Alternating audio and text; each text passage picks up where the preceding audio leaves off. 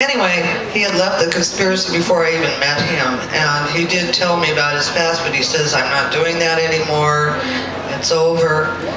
Come to find out that these people had rolled on him when they got caught at the border, and no one spent any time in prison except my husband, and he wasn't even in the conspiracy when these other people got caught at the border. So there's a huge disparity there. That's one of the legal issues that we deal with a lot. But nothing has helped. We've had a hearing. We've tried ineffective assistance of counsel. He should have made a deal with them, but he never even knew what he was facing. On September 30th, 1991, the day that our second child was due to be born, my husband was convicted in federal court, and he received a few weeks later a sentence of 25 years. And this is after they took parole away. So there is no parole for this nonviolent first-time crime on my husband's part. So he's been there, it'll be 18 years, September 30th. Greta was born 9 days later. Eve's got a little story about what it's like to grow up with a father in prison for these reasons. And I'm going to turn it over to her for a while.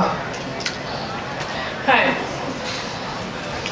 It's kind of hard explaining what it's been like the past 17 years and 11 months for me, but I'll try and give you a few ideas. The pain, anger, the frustration, the confusion, the endless longing for my dad, the discrimination from others I've endured as a child of a prisoner.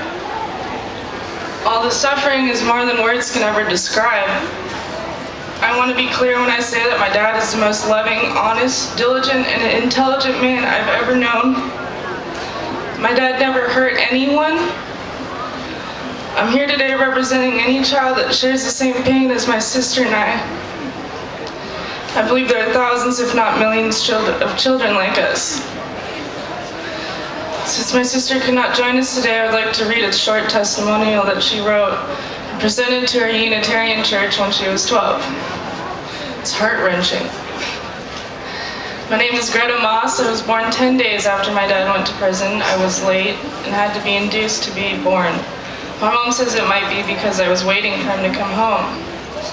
I'm 12 and a half now, and I'm still waiting.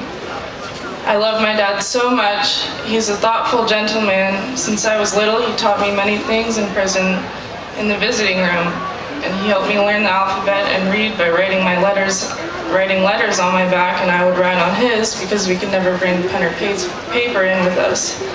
Played geography and other trivia games with my sister and I. He tells us many nice stories and talks to us about everything. When we have to leave him, I'm always sad. I never want to say goodbye to him, but I have to. When I was little, I used to wonder what it would be like to have two parents at home. I'll never know what it's like to have my dad do little kid things with me, like learning how to ride a bike. Now that I'm turning 13 this year, I wonder if he will ever be here for my first drive in a car, my prom, or even a wedding. I will need him for those things too. I wanted you to know that not everyone in prison is bad or deserves to be there. I wanted you to know that every man or woman in prison has a family, and almost all of them have children like me who love them. Neither of us have any memory of knowing him outside of prison walls. After 18 years, she's still waiting, and so am I. Now as I enter my adulthood, there is no closure for me. And I need my dad more than ever now. Thank you.